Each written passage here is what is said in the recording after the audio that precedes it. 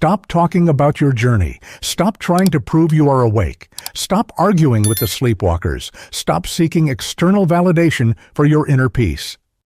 The very moment you feel the compulsive need to broadcast your inner wisdom, to lecture others on their delusions, or to wave your philosophical flag in triumph, you are proving one humbling, crucial fact.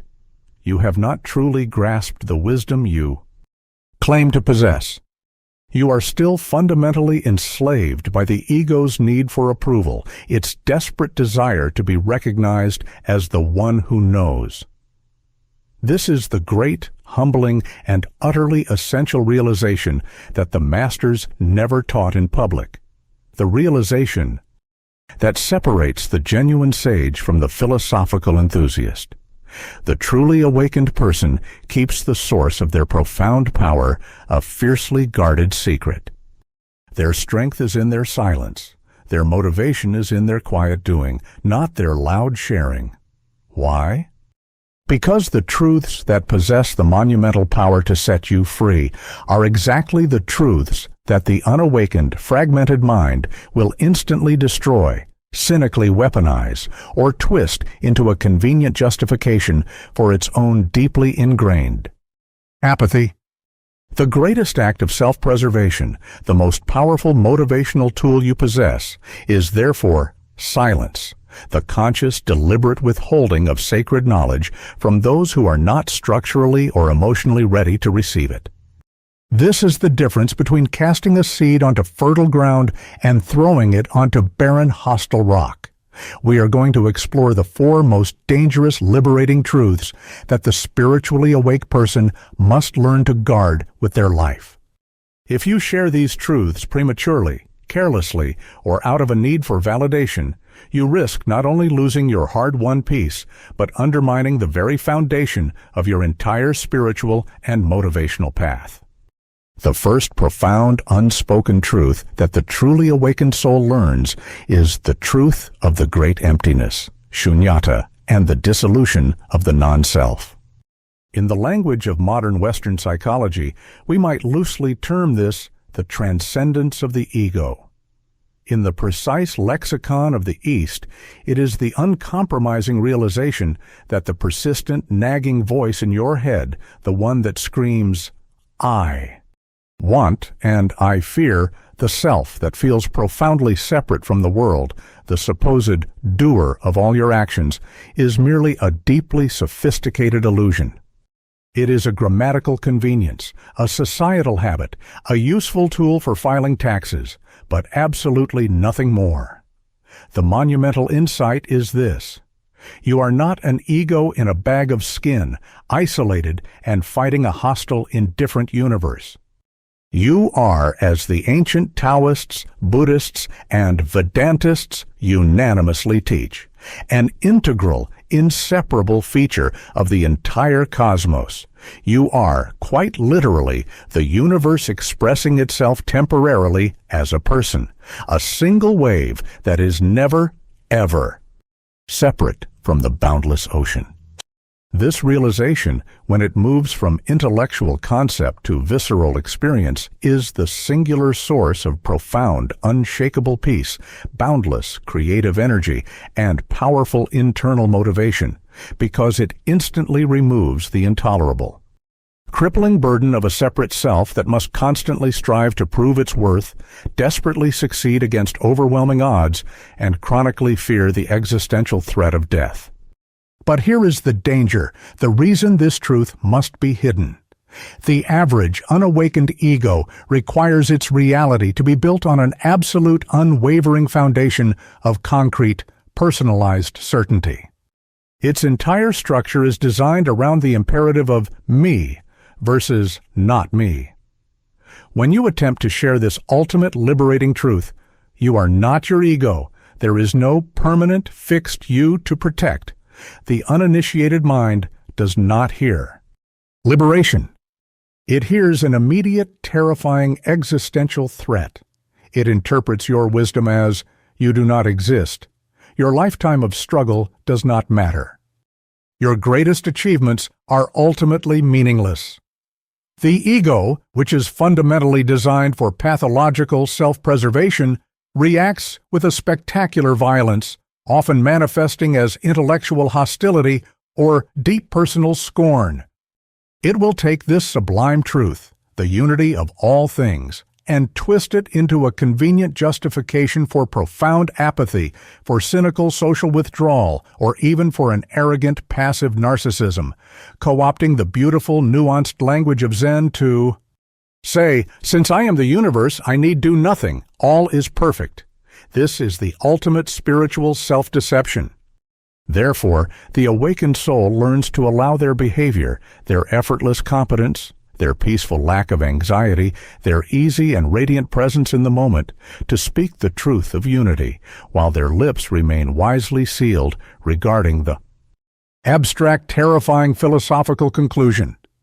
To articulate this ultimate truth to the unprepared mind is merely to cast the profoundest philosophical pearl before those who will not only trample it underfoot, but will then instantly turn to attack you for your perceived spiritual arrogance. This silence is an act of spiritual responsibility, a quiet protection of the truth itself. The second truth, held in the deepest silence of the heart, is the truth of non-striving or effortless action, Wu Wei. Our entire highly industrialized Western civilization operates with a pathological, near-religious obsession with effort. We have been socially conditioned to believe almost without question that all meaningful change, every grand success, and even personal salvation must be achieved exclusively through brutal, exhausting struggle, through the aggressive clenching of the psychological fist, and through sheer overwhelming force of will. We are taught from the moment we enter school that the only legitimate road to authentic personal growth is paved with discipline, misery, and aggressive, continuous self-mastery. But the truly awakened person realizes a far deeper, infinitely more powerful wisdom, that the most profound, most powerful, and most sustainable transformations occur not through direct forced struggle, but precisely through letting go, through the radical and total understanding of the way of nature, the Tao, which operates without striving. True, authentic growth is precisely like the silent, unstoppable growth of a tree or the effortless movement of a river. It happens not by trying to grow, but simply by being a tree or being a river. The transformative wisdom of Wu Wei is the understanding that your best creative work, your truest, most sustainable motivational force, and your deepest sense of fulfillment arises precisely when you cease striving to force it to be so, when you relax totally into the action itself, understanding that you are not a separate agent struggling against reality, but that you are, in fact, the seamless, effortless flow of reality itself. And why is this paradoxical truth, don't try, so extremely dangerous to share?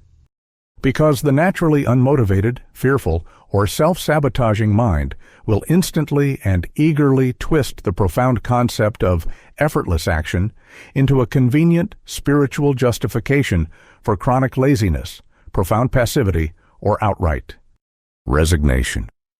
When you compassionately instruct them, don't try so hard, let it flow, they immediately hear the destructive command, don't try at all, abandon all responsibility. They will cynically use your liberating wisdom as a spiritual excuse to avoid all responsibility, to procrastinate indefinitely, and to evade the simple, necessary, mundane tasks that are demanded by their existence. The unawakened person, locked in duality, is incapable of grasping the subtle, essential difference between not trying, which is the release of performance anxiety, tension, and neurosis, and not caring, which is emotional resignation and inertia. The truly awakened individual, therefore, masters the art of non-striving, and then they demonstrate the resulting profound motivation. They do their work with visible joy, deep presence, and startling efficiency, but they very rarely, if ever, make the fatal mistake of explaining the paradoxical, non-dual mechanism that underlies their action. They let their palpable, calm effort be the powerful demonstration, categorically refusing to hand over the sacred, complex formula for non-striving to a mind that is only looking for a simple, intellectual loophole to perpetuate its own deep-seated inertia. This deliberate, protective silence is not a withholding. It is an act of ultimate spiritual responsibility, preserving the profound, transformative power of the Tao from being irrevocably cheapened into a mere self-serving slogan for the slothful. This silent mastery is your power. If the first silent truth concerned the illusory nature of the self, the next two concern the terrifying, yet ultimately liberating nature of reality itself. These are the truths that challenge our deepest moral and existential instincts, the ones that the conventional mind desperately needs to reject in order to maintain its stability. The third great truth held in the deepest sanctuary of the awakened soul is the truth of the coincidence of opposites, polarity or duality. The core of the unawakened human mind is fundamentally a machine built for relentless, aggressive duality. It cannot tolerate ambiguity. It must, by its very nature, categorize the entire universe into rigid, mutually exclusive opposing pairs. It demands absolute good and absolute evil, pleasure and pain, success and failure, me and the enemy. The entire edifice of social morality, political motivation, and personal striving is built entirely on this dualistic mechanism. You are instructed from birth that your solemn duty is to pursue the good pole with relentless aggression and to flee, fear, and eliminate the bad pole at all costs. This pursuit is the very definition of suffering, for it sets you in a permanent, unwinnable war against half of reality. But the awakened consciousness realizes a far deeper, more harmonious, and profoundly liberating wisdom, that these seemingly antagonistic opposites are, in a fundamental sense, inseparable and necessary complements. They are merely two different sides of the same single, indivisible coin required for the very existence of the coin itself. Just as you cannot have the conceptual existence of a mountain without the corresponding conceptual existence of a valley, you cannot truly know the vibrant, full experience of joy without having intimately known the profound, sobering experience of sorrow. You cannot understand light without shadow. You cannot define success without having danced, at least once, with the experience of failure. The darkness, the difficulty, the fear is simply the same ultimate light of reality seen from a different, necessary perspective. This deep, non-dual realization is what truly liberates the soul from the chronic, exhausting, and pointless fear of the bad side of life, leading directly to an unshakable, resilient emotional stability that no external event can truly shatter. But here is the motivational danger, the reason this truth must be suppressed in public dialogue. The uninitiated mind, clinging desperately to its necessary moral and motivational absolutes, will instantly and catastrophically misinterpret this wisdom as radical moral relativism, ethical chaos, or cynical nihilism. When you attempt to gently articulate the principle, pleasure and pain are one unified process. They do not hear spiritual unity. They hear the immediate destructive permission. Nothing truly matters, so I can indulge in destruction, avoid all consequences, and ignore ethical responsibility. They perceive the profound acceptance of polarity as a convenient spiritual justification for abandoning the necessary social compass that guides moral navigation, confusing philosophical non-duality with outright ethical chaos. They misunderstand the acceptance of polarity as permission to inflict pain or ignore the very real immediate consequences of harmful actions in the social world. The transcendent wisdom of polarity is meant to free the self from the emotional and psychological suffering that occurs after the event has passed, but it is never ever intended to provide an intellectual justification before the action is taken. The distinction is critical. Therefore, the truly awakened individual maintains their ethical social responsibility. They continue to act with profound focused kindness, integrity, and diligence within the social world of duality, respecting the rules of the conventional, necessary game of good and bad, while reserving the deeper, unifying, transcendent truth of polarity for the silence of their own inner life. They know with absolute certainty that only those who have sincerely and completely exhausted the aggressive pursuit of one pole, for instance, the chronic, desperate chase for happiness or absolute safety, are truly spiritually ready to grasp and internalize the profound necessity of its opposite, the quiet wisdom found in sorrow or uncertainty. Until that personal, experiential exhaustion occurs, until the seeker burns out their own striving, the transformative truth of polarity must be wisely guarded, lest it be corrupted and cheapened into a mere destructive slogan for ethical evasion. The power is in the balance, a balance you must find alone. The fourth, and perhaps the ultimate truth that is kept in the ultimate reserve, is the truth of the universe as self-playing drama, the cosmic joke.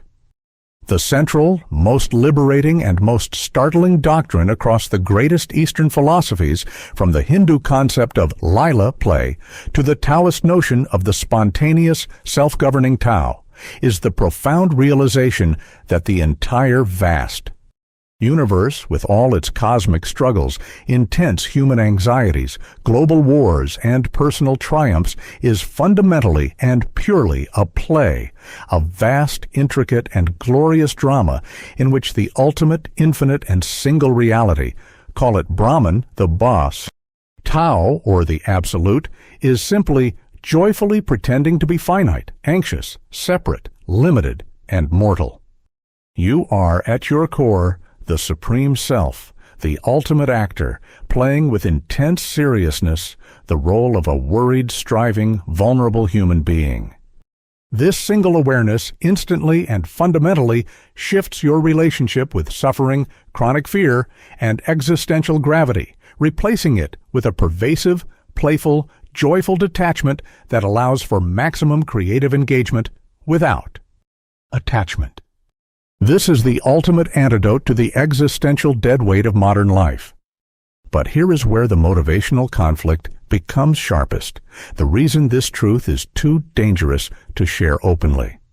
The average, unawakened person, often burdened by unaddressed, deep-seated psychological trauma, crushed by financial anxiety, and exhausted by the very real, immediate suffering of daily existence, will perceive this profound realization not as liberation, but as unbearable spiritual elitism, profound callousness, or active indifference. When you calmly explain that life is ultimately just a play, they immediately hear a cruel lack of empathy for their current, very real, agonizing pain, or a cynical justification for escaping personal responsibility. Their immediate, deeply human, and perfectly valid response is a surge of pure rage directed against the person who seems to so casually minimize their deepest suffering.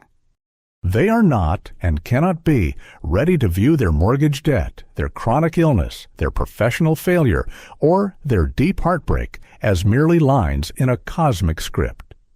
They need, profoundly, to feel the pain, to process the consequences, and to live through the narrative of their life as if it were intensely, tragically serious.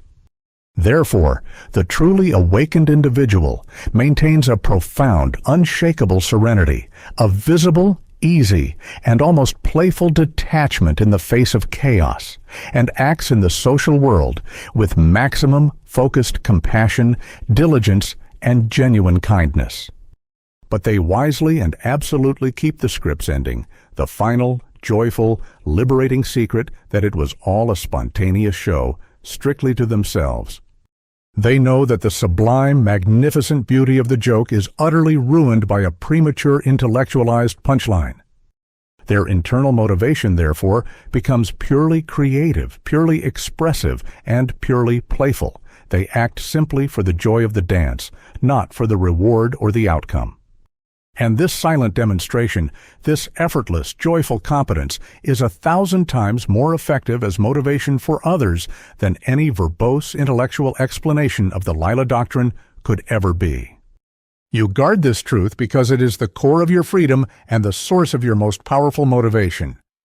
The truly dangerous truths, the realization of non-self and the understanding of polarity, are not meant to be weapons used against the world, but profound tools of self-mastery that fundamentally redesign the engine of your motivation. When you realize that the ego you thought was driving the car doesn't actually exist, truth 1, and that the road itself is a unified cycle of ups and downs, truth 3, your entire relationship with work, striving, and success shifts from one of desperate necessity to one of pure, effortless creativity. This transformation is the core of true power, and it is why the awakened person's external life becomes an effortless demonstration of success, while their internal world remains radically detached from the result. The core motivation of the sleepwalker is always rooted in fear and anxiety. They work frantically to prove the existence of their fragile ego, to secure the good pole of duality, and to postpone the inevitable arrival of the bad pole. Their action is burdened by a crushing weight, the need to control the outcome.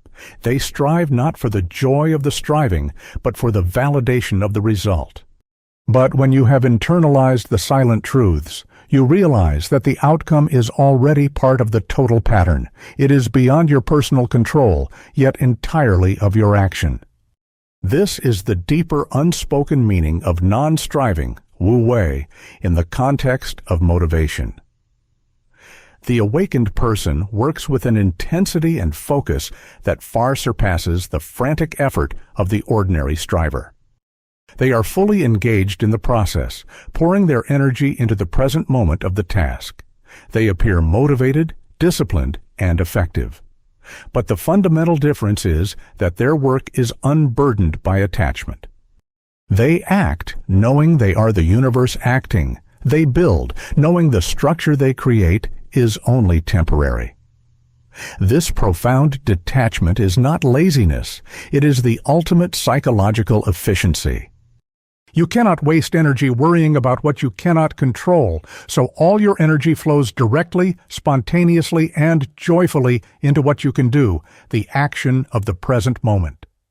This focused, effortless engagement is the source of the superior results that perpetually baffle the external world. They see your success, but they don't see the silence and the detachment that fuel it. And this is the truth you must not share, because they will simply try to imitate the detachment without first doing the hard inner work of ego dissolution, resulting in genuine laziness. Furthermore, these silent truths fundamentally change your relationship with social validation and external praise. The sleepwalker needs the world to confirm their existence and their goodness. They measure their worth by their title, their bank account, and the volume of applause they receive. The moment the praise stops, their self-worth crumbles because their foundation is external. But the awakened person, having realized the non-self, truth 1, and the cosmic joke, truth 4, has no need for external confirmation. They know their worth is inherent and boundless, identical to the worth of the entire universe. The most potent and misunderstood aspect of this silent motivation is the wisdom of letting the results go unnoticed. You may achieve great things, build influential projects, or acquire significant material resources. But the wise person does not boast. They do not claim ownership. They simply let the result exist as a spontaneous, natural extension of the process. They practice the Taoist principle. When the work is finished, the sage retires. This is a powerful, protective silence. By not claiming the achievement as mine, you prevent the ego from reasserting itself and becoming attached to the fleeting illusion of success. When you loudly claim the success, you also, by duality's law, claim the failure that is inevitably coming. By letting the result flow back into the universe, you remain free, unburdened, and perpetually ready for the next creative act. This is the secret of sustainable motivation, a continuous cycle of creation followed by immediate, graceful release. To share this truth with a person obsessed with fame and title is useless. They will only hear an instruction to be humble in order to get more praise later. They are incapable of understanding the profound, liberating freedom that comes from being truly unseen. The final motivational shift is the realization that your true purpose is play, Lila. If the universe is a drama, Truth 4, then your motivation is not to complete the script or solve the problem. It is simply to play your role with maximum intensity and artistry. The actor on stage doesn't strive to finish the play. They strive to perform it beautifully. This shifts motivation from an anxious goal orientation to a joyous present-moment process orientation. When the ordinary person sees you treating your work, your life, and your challenges with a calm, playful detachment, they become profoundly unsettled because they have been taught that seriousness is the only path to virtue. They see a life lived without heavy, anxious gravity, and they cannot understand the source of that light. And this is the truth you guard, the fact that the ultimate meaning of existence is simply the exquisite spontaneity of existing. You do not owe the world an explanation for your joy. You owe the world the demonstration of your free, effortless existence.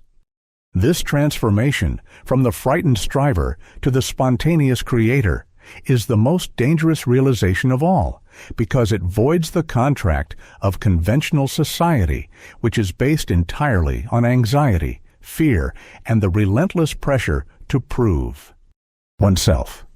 Your silence about these internal truths is the only thing that preserves your freedom and your unique, unstoppable, and effortless motivation. The profound motivational result of guarding the 4 dangerous truths is the construction of an immutable sanctuary within the self.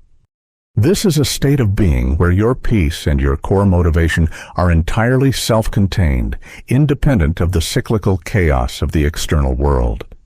This sanctuary is built not on effort or defense, but on strategic withdrawal, the conscious refusal to engage in psychological warfare that you are already guaranteed to lose. This withdrawal is the highest form of self-mastery. The unawakened world is perpetually engaged in 2 forms of warfare: the battle against reality, rejecting the polarity of life, Truth 3, and the battle for existence, the ego demanding validation, Truth 1. When you keep the 4 truths silent, you automatically withdraw from both. You stop fighting the reality of the moment, and you stop fighting for the attention of the crowd. This withdrawal is not passive resignation. It is the ultimate strategic reallocation of energy away from resistance and toward creation.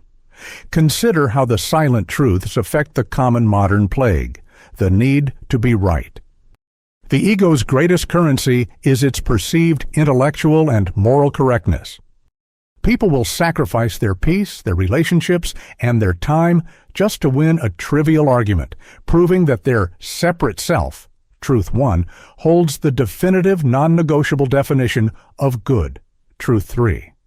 But when you have internalized the unity of opposites, the need to label any experience or opinion as absolutely right dissolves. You realize that any given position is merely one side of a necessary, temporary polarity. Therefore, the awakened person engages in dialogue not to defeat, but to explore. They no longer need to convince the sleepwalker of the truth. They are content merely to demonstrate the effect of the truth, which is their own calm, unshakable serenity in the face of disagreement. Your silence in an argument, your refusal to take the bait of intellectual combat, is the most profound and unsettling demonstration of your power. You do not win the argument. You dissolve the need for the argument itself. This is the immense motivational power of not having an intellectual position to defend. All the energy others spend defending their fragile identity, you spend quietly creating your reality. This strategic withdrawal is also applied to the relentless social pressure to maintain a rigid, consistent identity. Society demands that you be definable, predictable, and measurable. You must be the good friend, the successful entrepreneur, or the reliable partner. This is the burden of the non-self. Truth 1. The moment you define yourself, you limit yourself, and you become trapped in the psychological prison of that definition, constantly striving and failing to live up to it. The awakened person knows that their true nature is the boundless, fluid, undifferentiated process of the universe itself. Therefore, they do not cling to any label. They are capable of shifting roles, changing paths, and abandoning old identities without existential crisis. This fluid, silent freedom is a massive motivational advantage. They are always ready to adapt, to pivot, to play a new role in the cosmic drama. Truth 4, without the paralyzing fear of losing themselves. They know the self they might lose was never real to begin with. This self-contained, unattached freedom is the engine of genuine revolutionary motivation, the ability to act without fear of failure because the actor knows the script is just a dance. This realization is never shared because the conventional world is fundamentally terrified of those who cannot be easily labeled and controlled. The culmination of this strategic silence is the achievement of immutable serenity. This serenity is not a lack of feeling. It is the profound, stable acceptance of what is. When faced with loss, chaos, or external aggression, the unawakened person collapses because their foundation is external. The awakened person, having built their sanctuary on the silent truths, remains standing. They experience the pain, the necessary side of the polarity coin, but they do not experience the suffering, the psychological resistance to the pain. They feel the sorrow, but they do not add the story. This shouldn't be happening to me. They know that it is happening, and the only wise response is to meet the moment with full awareness, which is the definition of courage and true strength. This is the ultimate protected motivational secret. The source of true power is the total surrender of the need for power. By relinquishing the need to control life, to control others, and to control their own self-image, the awakened individual paradoxically gains the inner authority that others spend their lives frantically chasing. They have chosen to keep the four truths silent, not to hoard power, but to protect the space necessary for that spontaneous, effortless, boundless power to arise and express itself. Their quiet, unshakable demeanor is the final, powerful testament to the wisdom that the hardest truths are best proven by living them, never by speaking them. We stand now at the final convergence of the four silent, dangerous truths. Having identified them, the illusory non-self, Truth 1, the necessity of polarity, Truth 3, the spontaneous flow of wu-wei, Truth 2, and the playful reality of the cosmic joke, Truth 4. You hold the map to a life of unshakable motivation and peace. But the journey ends not with intellectual comprehension, but with an act of willful non-action, the choice to live these truths without ever needing to articulate them. This is the ultimate motivational challenge, to be in the world, acting decisively and lovingly while remaining profoundly unattached to the world's need for explanation. The fundamental shift in your motivation occurs when you fully integrate the principle of the non-self into your daily action. The ordinary person asks, "What will I get from this job? What will this success say about me?" Their motivation is a desperate transaction with the ego. The awakened person, however, operates from a place of radical self-trust because they know that the self that is acting is the very power of the universe. When you act, you are not acting as a separate, limited entity fighting against the odds. You are acting as the spontaneous, creative force of reality itself. This is the source of infinite energy. You are no longer burning your limited personal fuel. You are tapping directly into the inexhaustible flow of the Tao. This silent knowledge transforms your work from anxious labor into a joyous, self-rewarding expression, which is the purest, most sustainable motivation possible. To share this truth is useless. The ego will only perceive it as permission for grandiosity. You must simply let your calm, effective, and tireless productivity be the unspoken testament. Furthermore, your mastery of polarity is the foundation of your resilience. You realize that failure is not the opposite of success, but an intrinsic, necessary component of the success formula, the valley required for the mountain to be defined. The sleepwalker is crippled by the fear of failure, which paralyzes their motivation. They only dare to try what is safe. But you, knowing that the experience of loss is philosophically and experientially inseparable from the experience of gain, are motivated by a boundless courage. You embrace risk not recklessly, but wholeheartedly, knowing that whether the result is conventionally labeled success or failure, the fundamental gain, the experience, the wisdom, the growth is guaranteed. You have removed the fear of the bad side of the coin, which means you are free to act with absolute conviction. Your courage is your motivation. Your unshakable composure after a setback is the most inspiring lesson you can give to the world. And yet, this truth must remain silent, because the person drowning in anxiety will misinterpret your philosophical acceptance as a lack of personal investment in the outcome. The final culmination is in your ability to maintain joyful detachment, the ultimate expression of the cosmic joke. Life, with its urgent deadlines, serious demands, and inevitable heartbreaks, tries to drag you down with its heavy gravity. The motivation of the ordinary person is driven by this gravity. They are trying to claw their way out of a perceived hole. But you, knowing that the whole thing is a spontaneous drama, Lila, are motivated by play. This is the highest form of motivation, action pursued for its own sake, where the process is the reward and the outcome is simply the next unexpected plot twist. This playful detachment does not mean indifference, it means total creative presence. The brilliant actor does not cry real tears, but they make the audience believe they are real. You act with ultimate seriousness and compassion in the moment, but internally you reserve the joyous knowledge that no final ultimate catastrophe is possible, because the you that could be destroyed was never the fundamental reality. This powerful, light-hearted serenity is a source of intense envy and motivation for others, but you must keep the secret of the joke to yourself, lest your playful wisdom be dismissed as foolishness. Your ultimate motivational responsibility is not to save the world with your words, but to transform the world with your being.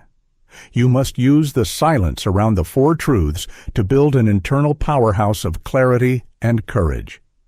When you are silent about the nature of the self, you cease seeking validation. Your motivation becomes self-contained. When you are silent about the nature of polarity, you cease fearing failure. Your motivation becomes boundless courage. When you are silent about the nature of non-striving, you cease procrastinating. Your motivation becomes effortless flow. This entire framework is the great motivational reversal. True power comes not from what you gain, but from what you willingly and wisely release. Your job is to be the living demonstration of these silent truths. Do not speak the magic words. Simply perform the magic. Let your life, your calm demeanor, your deep productivity, and your unshakable joy be the only sermon the world needs to hear. The moment they ask how you do it, simply smile and return to the silence.